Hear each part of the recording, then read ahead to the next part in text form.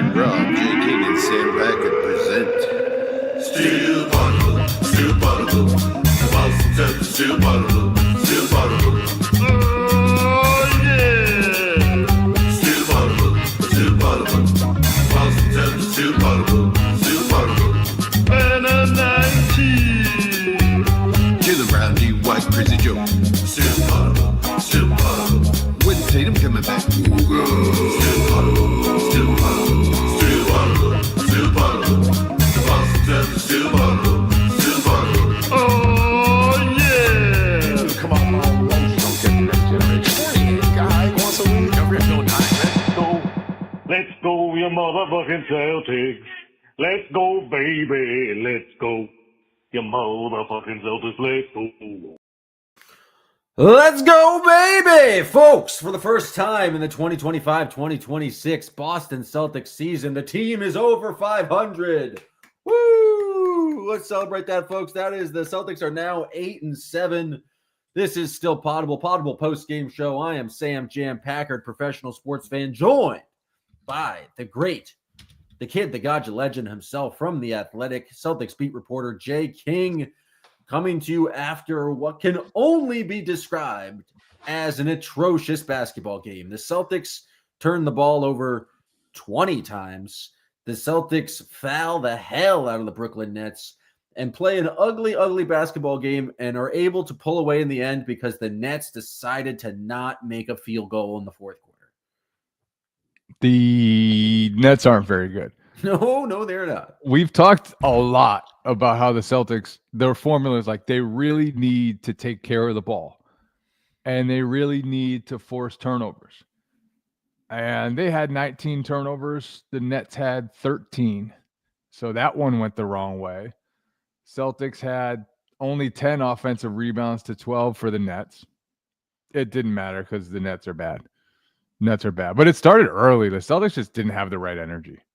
Clowney walked into two wide open threes early in the first quarter. Joe called a timeout after the second one, and they just didn't have the right energy. Offense was just kind of like for a while. I thought the only good offense in the first half was when Peyton Pritchard and Anthony Simons played together. And I thought those guys together were just like, the ball was hopping. They were really finding each other. I don't know how many assists they had to each other, but it felt like 5 or 6.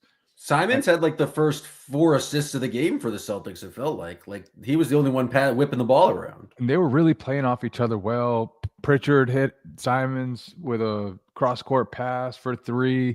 Simons hit Pritchard trailing in transition off a Garza flare for 3. Like those two guys just really played well off each other, I thought, in the first half. They didn't really get a chance in the second half because Jalen played with that unit. And that just kind of changes the formula a little bit. But I really liked the offense when those two guys were just kind of doing their thing early in the first half. Yeah, Simons had 5 first half assists. I think 3 in the first quarter, 2 in the second quarter. He looked solid, but it's just like the rest of the team, especially like Jalen just felt like he was kind of sloppy with the basketball. 8 turnovers tonight. He did not come in with the right approach. He kind of felt like he knew they were playing the Brooklyn Nets and you didn't have to bring in that maximum focus. And then it just kind of felt like a general sloppy game. Like the Celtics continued to foul, like they're always going to foul. It feels like that's what you're convincing me, that no matter what, they're going to foul. But Walsh was in foul trouble. Ones, yeah. Today was a bad foul ones early. Yeah. With 9:44 left, I think the Celtics were up 4. Shireman's guarding Zaire Williams, and Williams, like, he's not a gifted scorer. He's shooting some fadeaway crap, and Shireman fouls him. Like, those are the fouls you cannot have. That is but the absolutely possession before that, like all the way up until the foul, I thought Shireman was like, man, he's locking in. He's like, Shireman's doing something here, and then he just completely jumped on that. You cannot foul Zaire Williams of all people. Like you can forgive fouling some guy. Like if it's Kevin Durant, you can forgive it to some extent because you're trying to do whatever you can. If it's DeMar DeRozan, sometimes you tip your cap. He's just doing his thing. He's you bid on that pump fake. He's baited a million people in his life. Yeah. Zaire Williams is the absolute That's what you want. That's exactly what you want as a defense. And then you fuck it up and foul. And can't have that in the fourth quarter of a game. There was another play in the fourth quarter. Shireman was in the post, and I forget which net it was, but he did like a spin move type thing. And Shireman was in pretty good position to contest a shot, forced probably a pretty tough one. Instead, strips down, fouls, sends him to the line. Those are the ones that were just like, eh. And then Cato was in foul trouble. Garza just lives in foul trouble. Everybody was just it was a hackathon. Jordan Walsh kind of had, after the Walsh-a-thons, everyone is ready to anoint him after 4 games. And I am victim of that. I'm not trying to put anyone down, because that has been the major storyline for the Celtics over the past week. But Walsh, he's in foul trouble. He only plays 11 minutes tonight. Michael Porter Jr. on a 3 was a bad one. Yeah, and it's like part of it's just playing that aggressive defense, but then Minot comes in, and he's kind of been lost for the past week during the Walsh-a-thons. He comes in and knocks down 3 threes. And then I thought actually Hauser, he had some plays that were kind of iffy. We had the fine folks in the still potable Patreon chat kind of getting on him in the fourth quarter, but I thought he played solid, just all around game in the fourth quarter. Was contributing on defense, making the right pass. He had that very nice pass. He was in one corner, drove baseline, found White in the opposite corner. So on a night that's down from Walsh, it was cool to see Minot and Hauser kind of both step in when they were not getting much from their wings. Yeah, and Minot had 3 threes, but like he just had they were like timely buckets. Like for a while, the Celtics were just struggling to get anything going. And they kind of needed some energy. He had 3s when they sort of needed a boost. He had an offensive rebound that who's I think it led to a 3 by some. I forget. Probably wrote it down in my notes. But yeah, I just thought it was a good Minot game. The one play that kind of stood out, there was one play where he got a little out of position on Porter Jr. and let him go backdoor for an easy bucket. But other than that, I thought Minot was really good, and they needed it with Walsh out, and everybody just kind of doing bullshit. Who else brought energy was Derek White. Derek White, it was like they had nothing going for him, and all of a sudden he gets 2 steals in the backcourt. He swatted Michael Porter Jr. at the end of the shot clock to kind of seal things late in the game. He's everywhere. He had a turnover, like a pretty bad turnover. He had 4 turnovers, which is pretty rare for him, but then came back the other way and drew an offensive foul in transition. It's just like you don't even mention the Derek White hustle plays a lot of the time because he's just like so consistent with them and so good at them.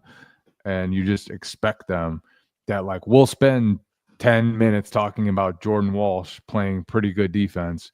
And meanwhile, Derek White just does it all the time, and we almost never discuss the impact of that. We should probably discuss it more, but tonight was one of the nights when they kind of needed it to help swing them in the right direction. I feel like White has been challenged to make this big adjustment because he's just no longer playing this 2-man game with Jason Tatum, and like obviously he's getting different looks on offense, but his 3-point was not falling to start the year. It seems like it's recovered a bit, but he's always been the kind of that consistent defensive effort guy, the guy who's getting the block, the guy who's like can run through a screen or chase down block or chase down poke away steal. And you're right. I think like, especially in a night when your other star doesn't have it, like Jalen just didn't have that edge tonight. You kind of needed, I guess, now your number 2 guy to step up. And it's interesting to say Jalen didn't have it in a game. He scored 29 and, 1 shot away from shooting 50% from the field. But you're right. I do think if you're like choosing an MVP of this game, it was definitely Derek White down the stretch, kind of making those hustle plays. And so I think he deserves a lot of credit for like remaining locked in, especially on the defensive end, especially on the effort end when his 3-pointer has just not been there for the majority of this season. Yeah. I mean, that's just what he does. It's what he does. You know who else had a little stretch that really gave the Celtics a little bit of separation with Sam Hauser? He had the steal that led to the Nemi dunk. And then, it's not always a shot that gets you in rhythm. Sometimes it's making a play, and it felt like the ball found him immediately after that, hits a three, and I think the lead went out to 7 or 8 at that point. And it was a big stretch. It was really like the Celtics could have fucked this game up. Like they were down 10 early. They were just struggling the whole time. They let some of the Nets get pretty comfortable. They were making like bad plays. There was just like weird energy to their play. Like there was one play, Derek White tipped it away from someone in the lane, and there was like 3 Celtics there. Nemi was there. Shireman came over from his man in the corner to try to get it, and like they didn't get it. They didn't really come close to getting it. Nets got wide open in the corner because Shireman left his man. Nets missed that one, but it was just like little plays like that when they're right, you feel like they retrieve that ball. It was like the 50-50 balls were not 50-50 for much of this game, and they were just a step slow. Scal got frustrated with Luka Garza at one point on the broadcast. He's like, Luka Garza's been playing well, but he's just a step slow. He's just a step slow. Is he wrong? He's apparently the fastest guy on the team. I think he just meant tonight, not in general. But he's just a step slow. But I thought Garza actually did some okay things. He had some short roll passing that was pretty good. Nemi had some short roll passing. Speaking of some short roll passing, Nemi continues to get just like a little bit better than that. And I feel like I'm constantly yelling at the screen like they need to hit the Nemi on the roll like quicker. But he's been just better in terms of like catching that ball on the short roll and making plays. I think a couple games ago he faked the pass to the corner and took the dunk himself. And Nemi called his own number a couple times tonight with a quarterback keeper and just went in for the dunk. I'm liking Nemi's just decision making and process on the short roll. And they need to put that pressure on the rim. Like they just have no other source of rim pressure other than like Jaylen Brown drives and then Peyton Pritchard like weird playing off 2 feet game, but like that's the only way they're going to get like paints in the restricted is like they got to get Nemi and they got to hit him on the roll quicker. And I felt like he did a pretty good job of that tonight. So did and as you mentioned, Garza did as well. And Tillman had a nice one too, where I think they sent 2 to Anthony Simons. I think it was. He threw it over the top to Tillman, and Tillman threw it out to Jalen in the corner. I think it was early in the fourth quarter. Got it out to 4. Might have been late in the third quarter. But a pretty big possession there in the game with the Nets kind of threatening, coming back. Celtics, like, until late, they didn't get any separation at all. The Nets were in the lead with 9 minutes to go. Porter Jr. hit a 3 and put them up 1. And they flashed on the screen when it got under 5 minutes, and they were about to – the Nets had 2 free throws they were going to cut it and make it a clutch time game, and they flashed the Celtics are – 26th in the league in terms of net rating in the clutch, a minus 30 per 100%. That's not great. Not great at all. It's actually shocking that they've won, that they're 3-5 at this point. Well, some of those games, all it has to do is be 5 points or less in the last 5 minutes of a game. Oh, it just has to be there once. It's not only if it's in that 5-point window. Correct. So when they completely let go of the rope against like the Magic, that all counts against their clutch time? Correct. No. So it only counts when it's in 5, but the win or loss counts if you're just in crunch time at all. So like the last game, who they beat the other day after they were up like the Clippers. The Clippers, like that's a crunch time win where like you didn't win in crunch. Didn't do anything in the clutch. Yeah. Like you just let Harden go wild, and they didn't almost win at all. They almost lost that game. Yeah. And that's a crunch time win technically. So the win-loss isn't as valuable as the net rating, and even the net rating is like super small sample size. Like luck is a huge factor in crunch time performance a lot of the time, but at the same time, like I think it also speaks to execution, and you can always look at a number of things that go either way. I sounded like Joe right there. You can look at 10 to 15 possessions that decide the game. 10 to 15 possessions. 10 to 15 possessions. Do you find yourself when you're covering Joe, just you start thinking like Joe about basketball because you hear him talk about it all the time? No, Like little phrases like that? No, you don't think the game. You're just an empty vessel up there. I no, I mean, sometimes I guess like I feel like you do. I feel like we all do because you just hear like the same quotes over and over again, and then you hear that like when you see that happen on the court. I don't think you're necessarily thinking like Joe, but like you hear the same cliches. I feel like that certainly happened when I was watching when Brad was the coach of the team you would think about hitting singles. all the time, taking the ball the outside pitch, just driving it the other way, opposite field, get inside out. Just trying to hit singles. You know what is a frustrating moment for the Celtics in this game? When Jaylen Brown took the technical free throw. He's got to stop taking technical free throws. It is Especially with so Payton Pritchard outrageous. and Derek White on It the is court. so outrageous that Jaylen Brown would ever take a technical free throw. The Nets got a defensive 3-second in the first half, and it wasn't like Jaylen was hot or anything. He just wanted to take the free throw because he's Jaylen Brown. He's a star of the He team. has shot 72.7% for his career. He's at 76.8% this year, which I believe would be a career high. So shout out to him. He's working at it. He's getting better. But you're not Peyton Pritchard. You're not Derek White. Let them take the point. You are costing your team points over the long term every single time you step to the line because there are better free throw shooters that could take that free throw. It is so frustrating. And I think Joe needs to put a stop to it. Joe will always talk about how you need to fight for every edge, every margin. It's like, here's an obvious one, Joe. Just have the best fucking free throw shooter go to the line for a technical free throw. I feel like that one's on Joe. I feel like the star has earned it. If that happens and he walks to the line, you think Derek White's going to step up? You think Peyton Pritchard's going to say no? It should be on Jaylen to be like, I'm not the best free throw shooter. Peyton, go ahead. No, you got to have that winner's mentality. You're going to have that mentality that I'm going to knock down the next one.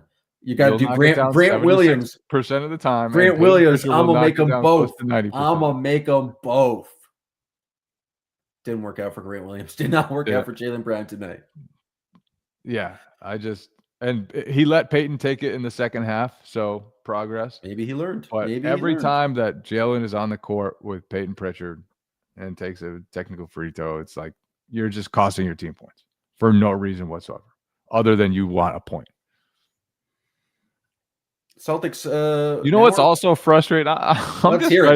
Just unload. Just unload. Let's hear it all. I get so frustrated now watching guys heave it. Michael Porter Jr. heaved it at the end of one of the quarters. The only guy who doesn't like heaves. It's just everybody was a coward before. You see all these heavers now. They were all holding it before. Every single one was holding it before. They were worried about their percentages. They were cowards. And now you see all the cowards get empowered, and it's so infuriating that all these cowards were out there, and now they get to live life like the bold and courageous.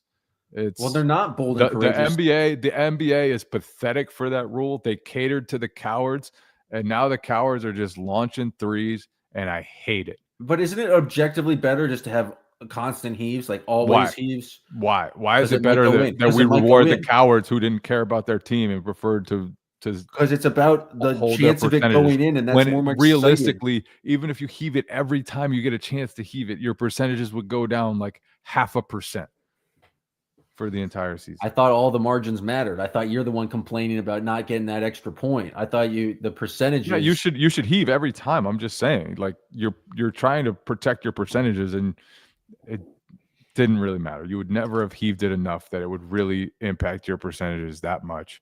You cowards. I understand your hatred of cowardice, and I like that you said the cowards are now empowered. I like that. That is a fun thing to say. But just from an aesthetics, now we're getting so many more heaves, and I think that's a good thing, rather than like people fake dribbling out the clock. I'd rather have you used every quarter. You used to be able to tell the real ones. The real ones would always launch. Like Marcus Smart launched it every time. Peyton Pritchard launched it every time. You would know who the real ones were, the competitors, and And now all the cowards are doing it. The cowards shouldn't be empowered.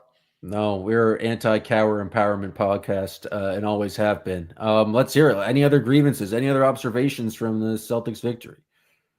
There was one. Luka Garza had just a great offensive rebound. It was like he's just a crafty offensive rebound. Obviously, is he crafty, or is he just trying harder than anyone's ever tried? He tries really hard, but he's also crafty and he has great hands. But there was one play, and like he didn't have position. So what he did was he like carved out space behind the guy that was boxing him out, and he just kind of carved out space, and then the ball goes over the guy boxing him out, and he does like a little spin move, and he continues to carve out space and just tracks it down. It was like the slowest wide receiver ever, like going after a long ball, and I really appreciated it. It's not every moment that you get to see an offensive rebound tactician at work, but Luka Garza really gets after that thing, and that was a pretty one. Wow, I didn't know we were signing up for the breakdown of the Luka Garza offensive rebounding prowess, but I'm here for it. Has Ugo been banished for any reason, do you think? I was going to ask you the same thing. I don't understand Joe's, like, they just have only so many wings, and I feel like out of the 4 wing options, that is Minot, Hauser, Ugo, and Walsh, can you play all 4 of them in a game? Can 2 of those guys have a good game at the same time? Because like Walsh he gets in foul trouble, and then Minot and Hauser come in and play kind of well. Like where are the minutes coming for Ugo instead of Shireman? I think you can make that argument. Yeah, I think certainly today you could make that argument. I think Shireman has, for the most part, done like pretty solid job in his limited minutes, but today I thought he had a couple of iffy fouls. Is Ugo still like recovering from some injury or something like that? Like, didn't he did have an ankle, and he played the next game, but hasn't played since then. I don't know. I'm trying to make sense of Joe's, and he has not been on the injury report. Yeah, but they would lie. Trying to make sense of Joe's kind of like wing rotation at this point. I just don't. I think we're going to get a new collection of guys every game for the next 4 months. Yeah, you're probably right. And it'll be 1 week when Ugo's in there and Shireman's not. Another week when Walsh probably gets yanked out of the starting line. It might just be to humble him. It might just be no reason at all. But it's like, Baylor, here's your chance. Ugo, you're humbled. And it's just like each week they spin a wheel, decide who gets the humble pie that week. Do you think Jalen kind of got some humble pie tonight? He only played 10 minutes in the first half. He was bad. He was just turning the ball over. Okay, so maybe I'd like to think Joe's an equal opportunity offender. Apparently, he's listening to Jalen to determine who should start with listening to Jordan Walsh, but Jalen just did not have it, especially in the first half. It felt like the turnovers were there, and the way you mentioned, you talked about Simons and Pritchard playing so well together in the first half. That's just Joe playing the hot hand. And so I would like to think that if you're going to play that poorly and not seemingly be focused, then that feels like that's consistent with Joe Mazzulla's approach. Yeah, but then he played 22 minutes in the second half. No, they still need to play him. Yeah, I mean, obviously, you're going to play Jaylen Brown. Maybe it's because he took the free throw with the defensive 3 seconds. My theory was that Joe liked the way that Simons and Pritchard were running offense together. I really liked that. Like it was such a nice little stretch of offense where those 2 guys were just playing off each other, making things happen for each other. One of them would drive to the lane, the other would get open. It was simple. It was easy. It was 2 great shooters working off each other. There was one when Peyton drove, found Simons. Simons had the extra pass to Hauser in the left corner. Thing was popping around. They were finding open guys. When good shooters work together and pass and relocate and all that, it's just really hard to guard them. And those 3 guys are all great shooters. So when they're on the court, Celtics should be really tough to guard. I think it's going to be interesting, especially because they're playing the Nets in the next game. But like, Have we seen a consistent rotational pattern for this team this year? Like it seems like it changes almost every single game. And maybe they're still searching for something, but like maybe they've stumbled upon something there. But I feel like I haven't noticed like with the teams on like last year, it would change a little bit, but you'd feel like, oh, there's the starters, and then there's like the Drew and Jason Tatum lineups are playing with the bench, and then it was going to be the Jalen and Derek, and there was just like a more consistent substitution pattern that I just feel like has been completely lost this year as Joe's just like mixing everything up. And do you think that's something that kind of emerges, or they go back to? I think they're not going to have a set rotation. Joe was asked about it recently, and he said, well, actually, there's an upside and a downside to everything. So there's an upside to having set rotations. There's also a downside. It could breed complacency. It could breed a lack of sense of urgency. It could breed entitlement, and it could breed an inability to be flexible if you go against a team or a set of games to where you have to go to something different. Everything has an upside and a downside. So I believe it was Ralph Waldo Emerson who said a foolish consistency is the hobgoblin of simple minds. And I just wanted to pull that quote out. I don't know how it exactly applies, but saying the word hobgoblin in a sentence is important. Do you think it actually like is complacency? I just don't necessarily if I buy that. If something's working, why not go back to the well? The well's never going to dry up. That's why the well's there.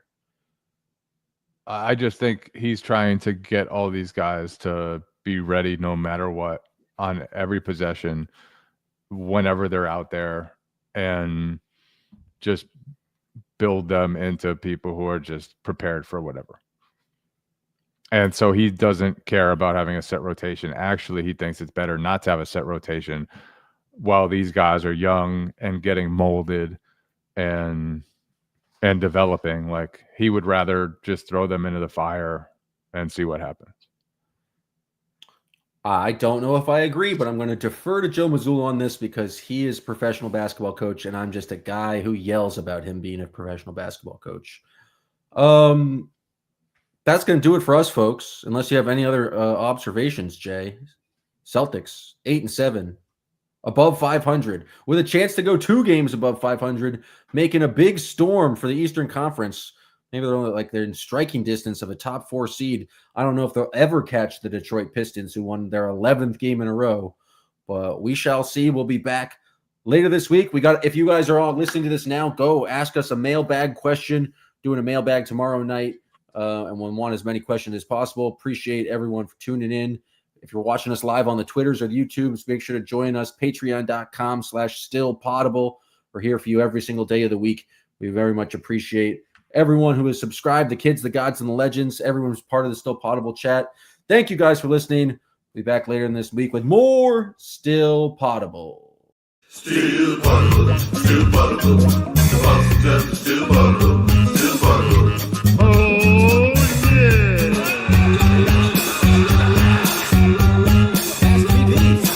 Slow down from eating and drinking and all that wild stuff.